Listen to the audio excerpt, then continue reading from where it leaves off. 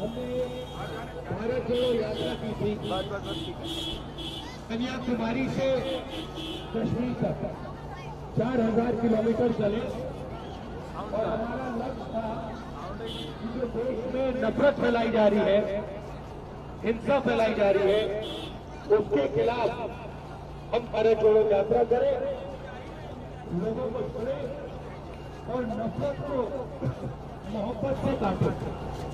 आपकी लाइफ में आपने देखा होगा नफरत को नफरत से काटा नहीं जा सकता। काटा जा सकता है अगर आपने मुझे गाली दी और मैंने आपको वापस गाली दी, वो चलता जाएगा। मैं दूंगा आप दोगे, मैं दूंगा आप दोगे, चलता जाएगा, कभी रुकेगा नहीं। मैंने आपको मारा, आप मुझे मारोगे, फिर मैं मारूंगा, फिर आप मारोगे। तो ये हिंसा की जो साइकिल बनती है, चेन बनती है, नफरत की साइकिल बनती है, रुकती नहीं है। तो इसको तोड़ने का सिर्फ एक तरीका है और वो है मोहब्बत। इसलिए हमने नारा दिया, नफरत के बाजार में मोहब्बत की दुकान खोलनी है। अब पिछली यात्रा में हम 4000 किलोमीटर चले।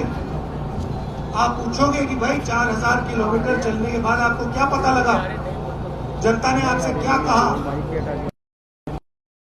4000 किलोमीटर चलने के बाद हमें यह पता लगा कि देश में जो हिंसा है, नफरत है, उसका कारण अन्याय है। कि इस देश में अलग अलग हर रोज अन्याय किया जा रहा है। आज मैं आपको 2-3 तरीके के अन्याय के बारे में कहना चाहता हूं, जो आप समझोगे, एकदम समझ जाओगे।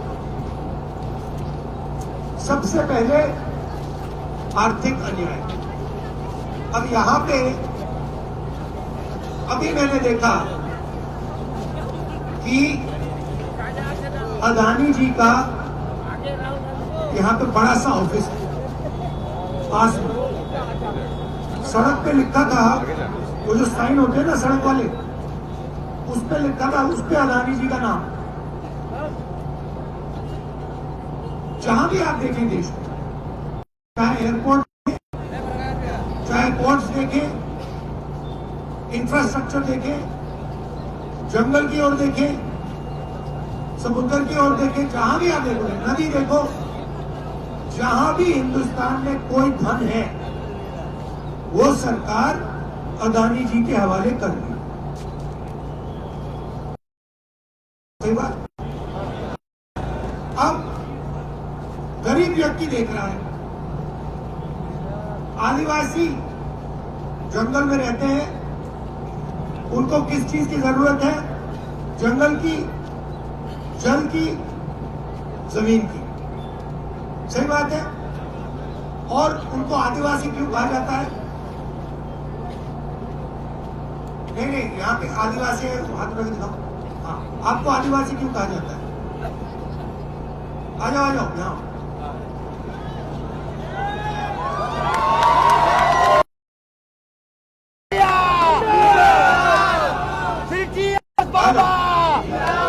बैठो यहाँ, पैर नहीं छोड़ना, यहाँ ना बैठो।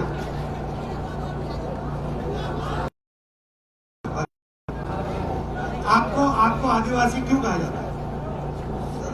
जंगल से ही निकल गया, मगर आदिवासी क्यों कहा जाता है? आदि काल से हम लोग के पूर्वज जंगल से निकल। आपको आदिवासी इसलिए कहा जाता है क्योंकि आप हिंदुस्तान के पहले मालिक हो।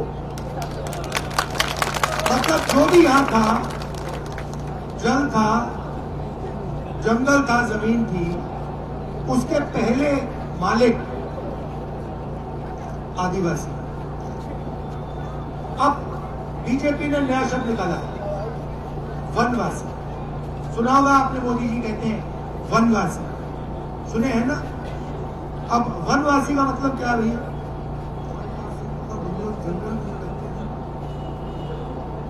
जंगल, घबराओ मत, घबराना नहीं है, नहीं ऐसे नहीं, घबराना नहीं। तो बीजेपी कहती है कि आप लोग आदिवासी नहीं हो, आप वनवासी हो। मतलब आप हिंदुस्तान के पहले मालिक नहीं हो।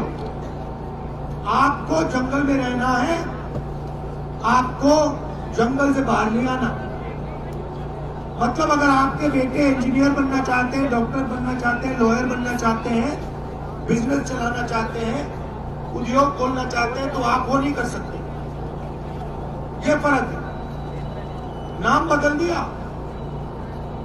और उसके पीछे सोच कि भैया हमारे जो आदिवासी भाई हैं वो जंगल में रहे, उनका हम जंगल ले जाएं, उनका जल ले जाएं, उनकी जमीन ले जाएं।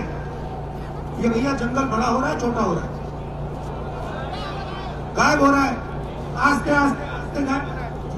अच्छा भैया गायब हो जाएगा तो वनवासी कहाँ जाएंगे?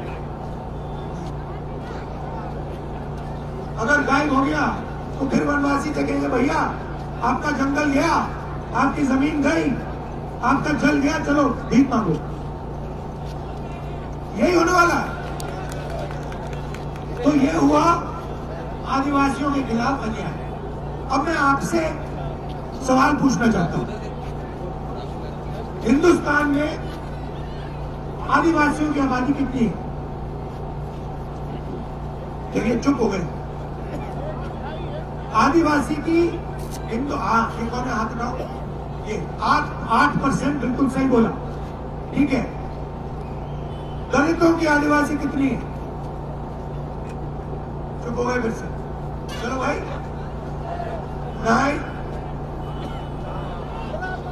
15 किसने बोला? ये 15%। पिछड़ों की आबादी कितनी है? क्या बोले भाई? 50, ठीक है। 50 से 15 जोड़ो, कितना हुआ? 65 में 8 जोड़ो, कितना हुआ? 73। भैया कैसा मान किया आपने? 73 हुआ, 73, राइट। तो आदिवासी दलित पिछड़ों की आबादी 73%, सही, ठीक है। माइनॉरिटी की कितनी? 15% उसमें जोड़ दो, कितना हुआ? 88 हुआ, ठीक है। अब मुझे बताओ, अभी के लिए हम 73 पे ही रहते हैं, पिछड़े दलित आदिवासी, ठीक है। अब मुझे बताओ, हिंदुस्तान की 200 सबसे बड़ी कंपनियों के मालिकों में ओबीसी दलित आदिवासी कितने? एक भी नहीं। अच्छा ठीक है, अब बताओ 200 कंपनियों में जो कंपनियों को चलाते हैं, बड़े बड़े अफसर जो है, सीनियर मैनेजमेंट जिनको कहा जाता है, उनमें से दलित आदिवासी पिछड़े कितने? 0, ठीक है। अब आप कहोगे भैया देखो, दलितों को, आप में से बहुत लोग कहोगे, मैं तो नहीं कहता हूं, मगर आप में से बहुत लोग कहोगे भैया दलितों को, आदिवासियों को, पिछड़ों को इन कंपनियों में नहीं जाना। मान लिया, ऐसे कहने के लिए मान लिया। अब मुझे बताओ, मीडिया में कितने? मीडिया में सबसे बड़ी 100 मीडिया की कंपनी ले लो और मुझे बताओ उनमें से, उनके मालिकों में से पिछड़े दलित आदिवासी कितने? 0, ठीक है, छोड़ दो। और ठीक है भैया, आदिवासी दलित पिछड़े लोग कहते हैं मालिक नहीं बनना चाहते, मान लो। तो फिर मुझे बताओ मैनेजमेंट में कितने? सीनियर अफसरों में से मीडिया में दलित आदिवासी पिछड़े कितने? 0। चलो कौन, ठीक है, मीडिया छोड़ो, हमें मीडिया भी नहीं चाहिए, हमें 200 सबसे बड़े उद्योग नहीं चाहिए, हमें मीडिया नहीं चाहिए, ठीक है। अब मुझे बताओ, जो प्राइवेट अस्पताल चलाते हैं हिंदुस्तान में, आप जाते हो इलाज होता है प्राइवेट अस्पताल में, इनके मालिक दलित आदिवासी पिछड़े कितने? 0। अच्छा बताओ मैनेजमेंट में कितने? सीनियर अफसरों में कितने? 0। चलो हमें वो भी नहीं चाहिए, ठीक है। आपने मीडिया छोड़ दी, कॉर्पोरेट हिंदुस्तान छोड़ दिया, अस्पताल छोड़ दिए, चलो स्कूल कॉलेज में चलते हैं। सबसे बड़े प्राइवेट स्कूल और कॉलेजेस जो हैं उनके मालिकों में से दलित आदिवासी पिछड़े कितने? आप लोग भैया में कुछ नहीं चाहिए, वो भी मान ली करेगा। हिंदुस्तान की सरकार को 90 अफसर चलाते हैं, IAS अफसर हिंदुस्तान के बच्चे ही मानते हैं। ये जो शिक्षा में पैसा जाता है, स्वास्थ्य में पिटा जाती करो, आ जाओ काम लगाओ भाई, जल्दी जल्दी खड़े हो जाओ। ये देखिए इस देश का भविष्य है। ये नाम क्या है तुम्हारे? नाम क्या है? नाम बताओ। ज्योति दास तुम्हारा नाम? आप बैठो बैठो।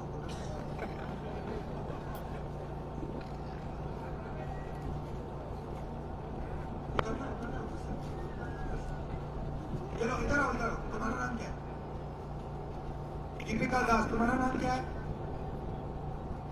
अनन्या प्रजापति। बैठो यहाँ पे, बैठो यहाँ, बैठो सामने बैठो। देखना चाहिए लोगों को, इधर आओ, घबराना नहीं है। ये देखो मैं तो यहाँ बैठा रहा हूँ, ये हिंदुस्तान का भविष्य। तो अब आपने कॉर्पोरेट इंडिया छोड़ दिया, मीडिया छोड़ दिया, प्राइवेट अस्पताल छोड़ दिए, प्राइवेट स्कूल कॉलेज यूनिवर्सिटी छोड़ लिए। अब मैं कहता हूँ कि सरकार में तो भागीदारी होनी चाहिए। क्या लगता है, होनी चाहिए? ठीक है। 90 अफसर हिंदुस्तान के पूरे बजट को चलाते हैं। हर रुपया जो हिंदुस्तान की सरकार खर्च करती है 99 अफसर लेते हैं। डिफेंस में कितना जाएगा? अदानी जी को कितने हथियार बेचने को मिलेंगे? अग्निवीर कैसे होगा? पेंशन में कितना पैसा जाएगा?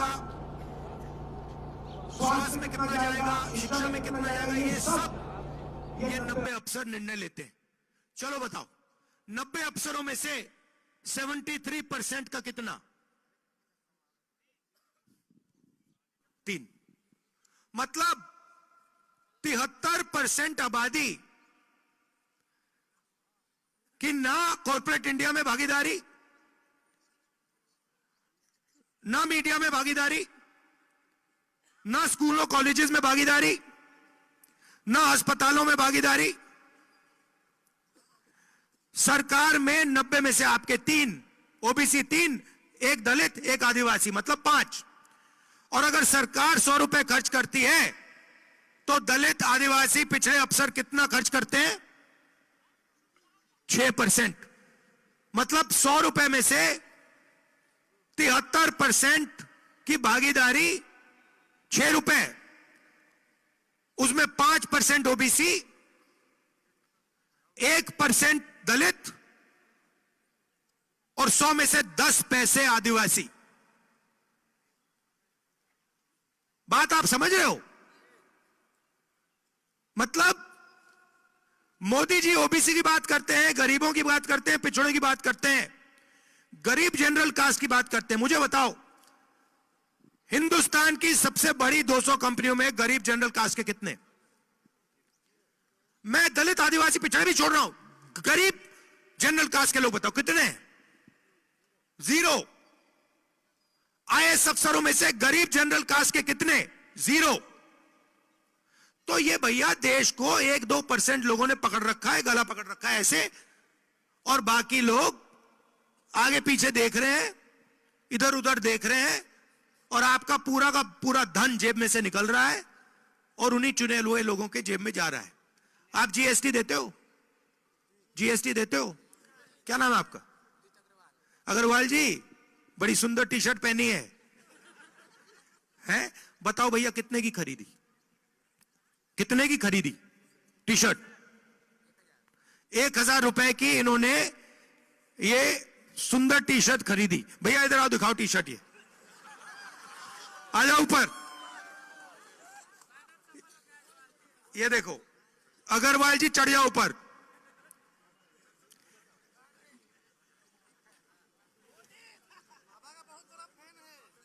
हाँ ये, अब देखो, उस पे खड़े हो जाओ, खड़े हो जाओ।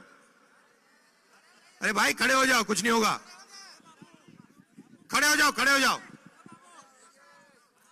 खड़े हो जाओ, शाबाश। ये अब अग्रवाल जी, ये आपने 1000 रुपए की शर्ट खरीदी है ना? खरीदी या गिफ्ट दिया किसी ने? खरीदा। इसमें आपने जीएसटी कितनी दी? नहीं, दुकानदार जाने ना भाई, आपने दी है। 18% आपके जेब में से जीएसटी निकली, आपको पता भी नहीं लगा। ठीक है? अगर गौतम अदानी यही शर्ट खरीदता, कौन सी दुकान में खरीदी? अंबिकापुर में वो आएगा तो है नहीं, उस दुकान में जाएगा नहीं। मगर अगर मान लो एक दिन वो यहां अपने जो इसने जो जंगल लिया है उसको देखने आ जाए और चले जाए, अदानी दुकान में चला जाए कि भैया मुझे ये अग्रवाल जी की टी शर्ट चाहिए, कितने का खरीदेगा? 1000 रुपए का खरीदेगा। वो जीएसटी कितनी देगा? उतनी ही देगा जितनी आपने दी। आपकी आमदनी कितनी है? 50,000। अदानी की आमदनी कितनी है? गिनती नहीं है। जिसकी गिनती नहीं है वो भी उतनी देगा जितनी ये देगा। अच्छा ठीक है, इन्होंने दे दी, जीएसटी का पैसा कहां जाएगा? सरकार के पास। सरकार के पास से कहां जाएगा? अदानी जी के पास।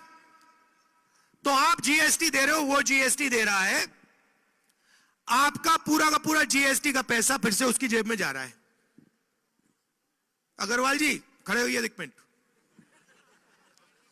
अब देखिए अग्रवाल जी, थोड़ा चौड़ा होके, ऊपर होके, ऊपर आइए, ऊपर आइए, घबराइए नहीं, टूट जाएगी बाद में देखेंगे। अब देखो, खड़े हो जाओ, हाँ छाती फैला के।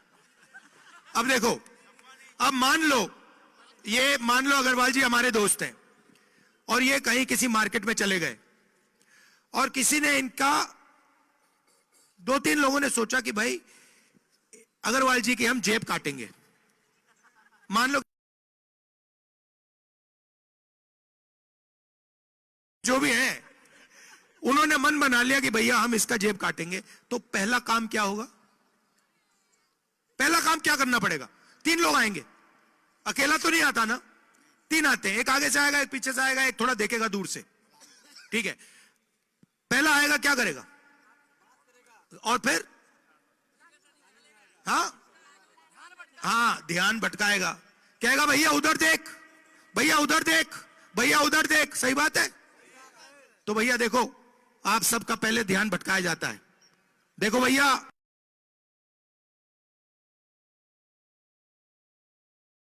भैया देखो क्रिकेट चल,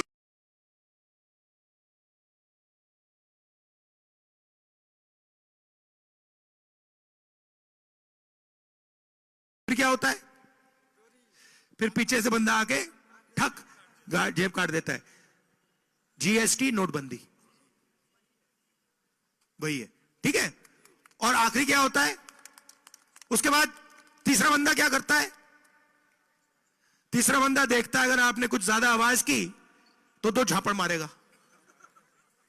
सही बात है, वही हो रहा है। आप यहां पे थोड़ी सी आवाज करो, पुलिस आ जाएगी। आप छोटे दुकानदार हो, आपने थोड़ा सा कहा कि भैया हमें अच्छा नहीं लग रहा, आ जाएगी ईडी, सीबीआई, इनकम टैक्स आ जाएगा। आप छोटे व्यापारी हो, आपने कहा भैया अदानी जी मुझे अच्छे नहीं लग रहे, एकदम आ जाएगी सीबीआई, ईडी, इनकम टैक्स। तो ये हो रहा है आर्थिक और सामाजिक अन्याय। 73% लोगों को कुछ नहीं मिल रहा हर रोज। अब देखिए अग्रवाल जी पढ़े लिखे हैं। अग्रवाल जी क्या एक्सपीरियंस है, क्या पढ़े आप? बिजनेस, मगर स्कूल, कॉलेज, यूनिवर्सिटी, बीए किया। देखो भैया बीए किया है। भैया एक बात बताओ, खड़े हो जाओ, आपके जेब में बटुआ है? नहीं है? पैसे हैं? अच्छा सेलफोन है? अगर मैंने आपसे सेलफोन निकाल, आपके जेब से सेलफोन निकाल दिया तो आपको पता लगेगा कि सेलफोन निकाल दिया?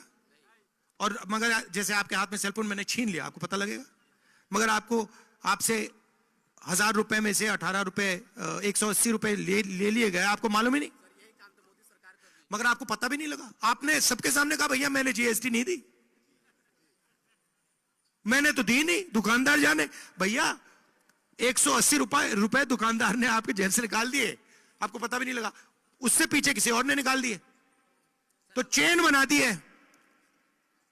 ये उससे पैसे ले रही हैं, ये उससे पैसे ले रहे हैं, ये उस चेन बनी हुई है, और अंत में चेन का पूरा फायदा अदानी जी का है। और आप लोग कह रहे हो भैया हमने तो 18% नहीं दिया, हमने 15% नहीं दिया। पेट्रोल भरते हो गाड़ी में, जीएसटी कितना लगता है? चुप हो गए, चुप हो गए। आपने ये टोपी खरीदी, जीएसटी कितनी लगी? नहीं मालूम। तो आपसे चोरी हो रही है, रोज हो रही है। तो मैं आपसे सिर्फ एक बात कहना चाहता हूं, आपको जो करना है करो। अच्छा, अगर मैं यहां 100 साल पहले आता और मैं आपसे पूछता भैया नशा किस चीजों से होता है, आप क्या बताते मुझे? नशा किन किन चीजों से नशा हो सकता है, क्या बताते मुझे? अगर 100 साल पहले आता, गांजा और दारू और देसी दारू। अच्छा, नशे का क्या मतलब होता है?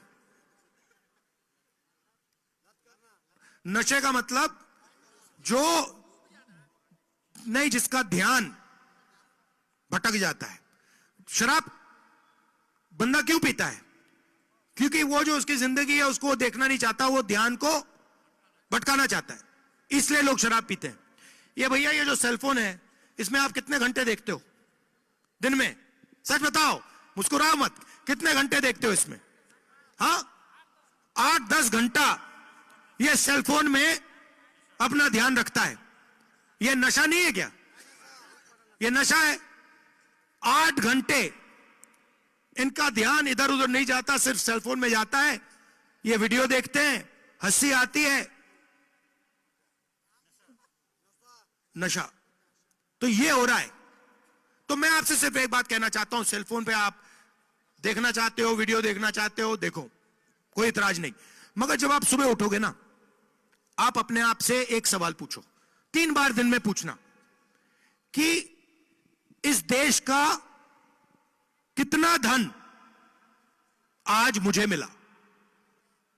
फिर लंच के खाने के बाद फिर से कहना कि भैया आज मुझे इस देश का कितना धन मिला, और शाम को फिर से कि भैया आज मुझे इस देश का कितना धन मिला। मैंने कितनी मेहनत की, मैंने कितना काम किया,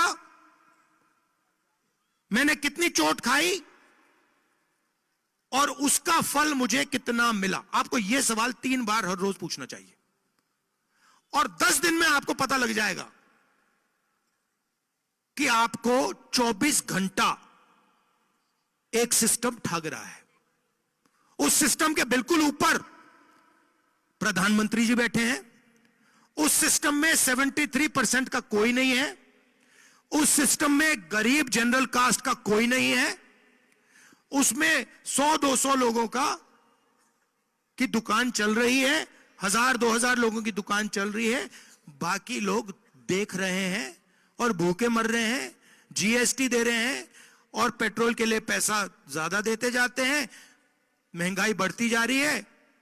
यह हो रहा है। इसलिए हमने भारत जोड़ो यात्रा में अन्याय शब्द जोड़ दिया, क्योंकि ये पूरी की पूरी हिंसा जो हो रही है, नफरत जो फैल रही है, ये इसलिए हो रही है क्योंकि आपके खिलाफ, आप सबके खिलाफ इस देश में 24 घंटा अन्याय हो रहा है। शायद इतना हो गया है कि आपको पता भी नहीं लग रहा। जैसे आदत लग जाती है ना कि भैया ये तो होएगा ही होएगा। आप क्या करते हो? आप क्या करते हो? अच्छा ठीक है, पार्टी की सेवा करते हो। आप कोई बिजनेस करते हो, कोई काम करते हो? रिटायर हो गए। आप क्या करते हो? दुकान। कितनी बड़ी दुकान है? मीडियम साइज की। अगर आप दूसरी दुकान खोलना चाहो या तीसरी दुकान खोलना चाहो, जैसे फ्रेंचाइज करते हैं ना, आपने देखो होगी अदानी जी की, अंबानी जी की, मतलब हजारों दुकानें हैं।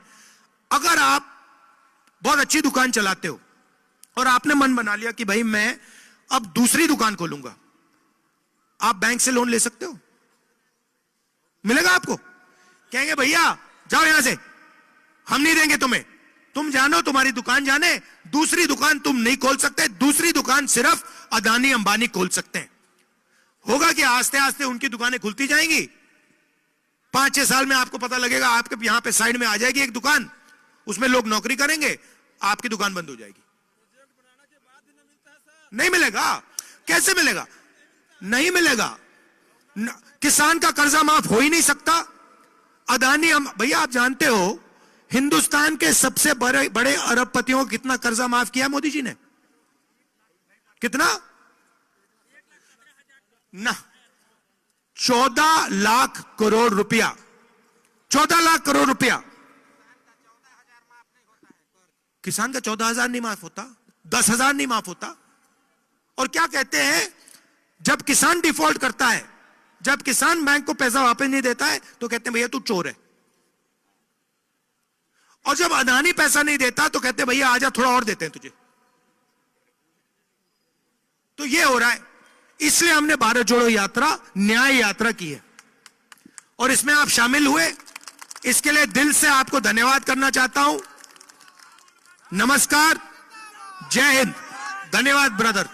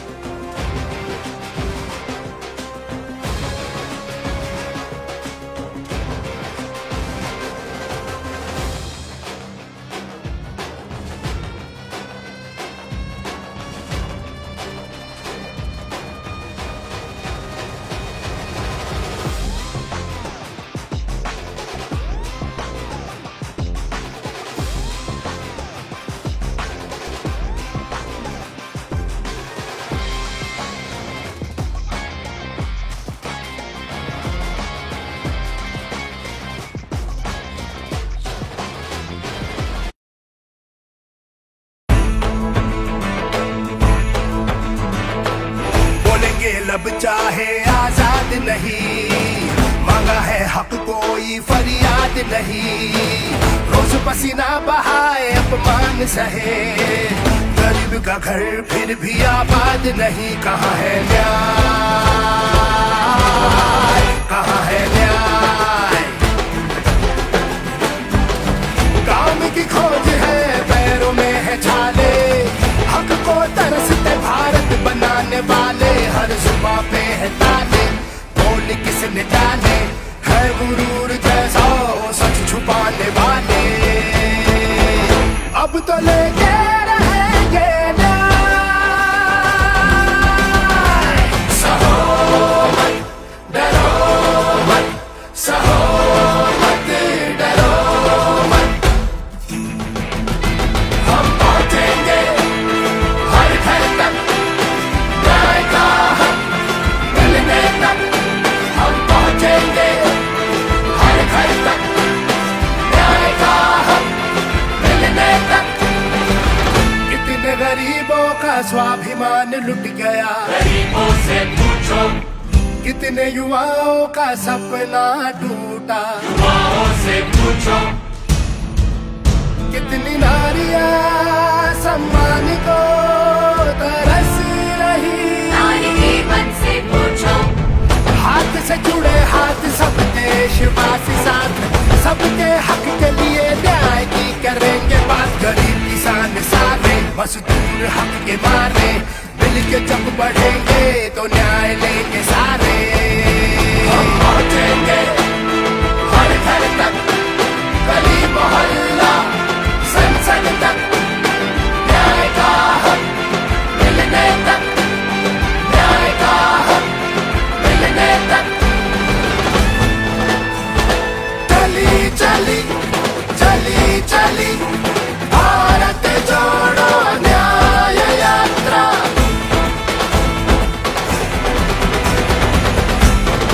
भारत जोड़ो न्याय यात्रा, पहुंचेंगे हम घर घर तक, न्याय का हक मिलने तक।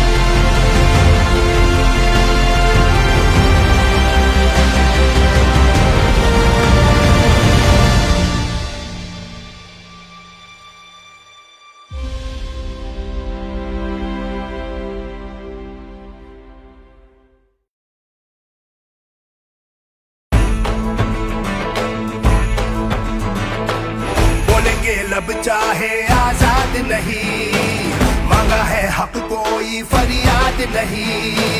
रोज पसीना बहाए अपमान सहे, गरीब का घर फिर भी आबाद नहीं। कहाँ है न्याय, कहाँ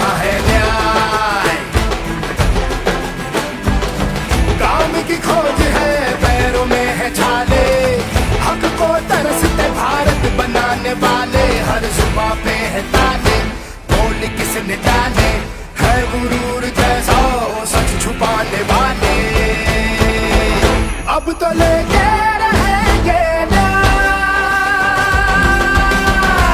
सहो मत, डरो मत, सहो मत, डरो मत। हम पहुंचेंगे हर घर तक, न्याय का हक मिलने तक। हम पहुंचेंगे हर घर तक, न्याय का हक मिलने तक। कितने गरीबों का स्वाभिमान लुट गया, गरीबों से पूछो, कितने युवाओं का सपना टूटा। युवाओं से पूछो, कितनी नारियां सम्मान को तरस रही। नारी के मन से पूछो, हाथ से जुड़े हाथ सब देशवासी साथ, सबके हक के लिए न्याय की करेंगे बात। गरीब किसान सारे मजदूर हक के मारे, मिल के जब बढ़ेंगे तो न्याय लेंगे सारे। हम पहुंचेंगे हर घर तक, गली मोहल्ला संसद तक, न्याय का हक मिलने तक, न्याय का हक मिलने तक। चली चली चली चली भारत जोड़ो न्याय यात्रा।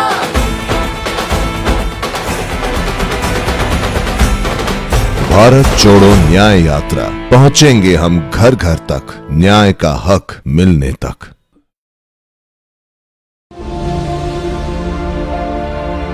14 से लेकर 24 तक के 10 साल जो अन्याय का जो काल है, इसमें युवाओं से उनका रोजगार छीना जा रहा है, मजदूरों से उनको रोजगार छीना जा रहा है। 14 तक हमारी जो सरकार रही है उसमें आर्थिक मामलों में यह था कि सभी वर्ग के लोग आर्थिक रूप से मजबूत हो रहे थे, पर इनकम कैपिटल जो हमारा होता है पर पर्सन का, वो बढ़ रहा था।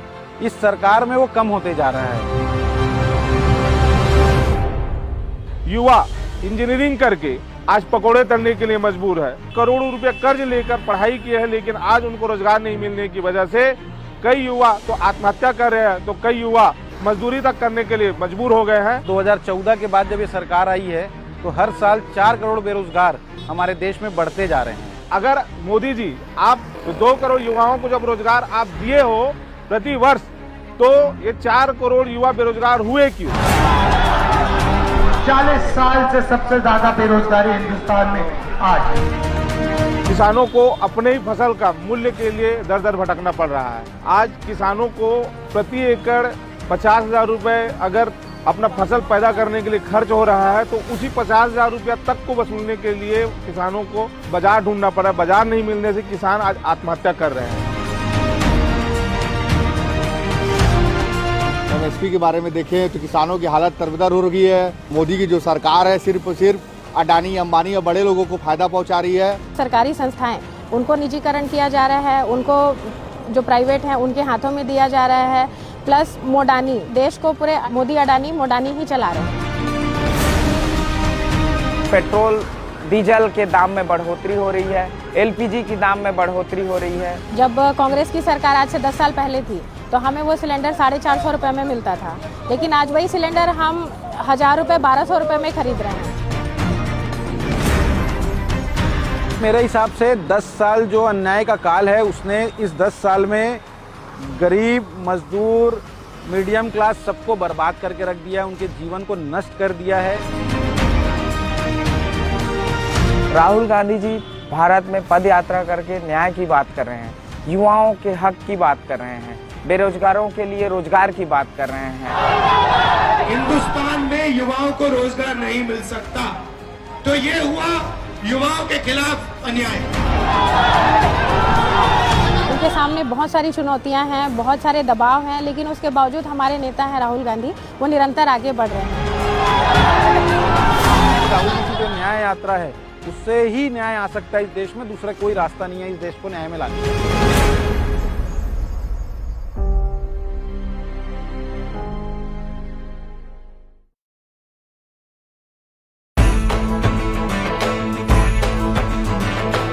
बोलेंगे लब चाहे आजाद नहीं, मांगा है हक कोई फरियाद नहीं, रोज पसीना बहाए अपमान सहे, गरीब का घर फिर भी आबाद नहीं। कहाँ है न्याय, कहाँ है न्याय, काम की खोज है पैरों में है छाले, हक को तरसते भारत बनाने वाले, हर जुबां पे है ताले, बोल किसने डाले, है गुरूर जैसा वो सच छुपाने वाले, अब तो लेके रहेंगे न्याय, सहो मत डरो मत, सहो मत डरो मत, हम पहुंचेंगे हर घर तक, न्याय का हक मिलने तक, हम पहुंचेंगे हर घर तक, न्याय का हक मिलने तक। इतने गरीबों का स्वाभिमान लुट गया, गरीबों से पूछो, कितने युवाओं का सपना टूटा, युवाओं से पूछो, कितनी नारियां सम्मान को तरस रही, नारी के मन से पूछो, हाथ से जुड़े हाथ सब देशवासी साथ, सबके हक के लिए न्याय की करेंगे बात, गरीब किसान सारे मजदूर हक के मारे, मिलके जब बढ़ेंगे तो न्याय लेंगे सारे, हम पहुंचेंगे हर घर तक, गली मोहल्ला संसद तक, न्याय का हक मिलने तक, न्याय का हक मिलने तक। चली चली चली चली भारत जोड़ो न्याय यात्रा,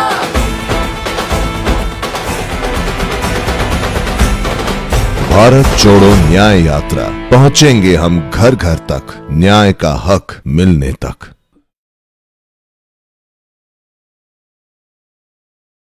ये वर्दी उनको फ्री मिलता है जो आप रात दिन मोदी मोदी मोदी करते रहते हैं ना झंडा लेके।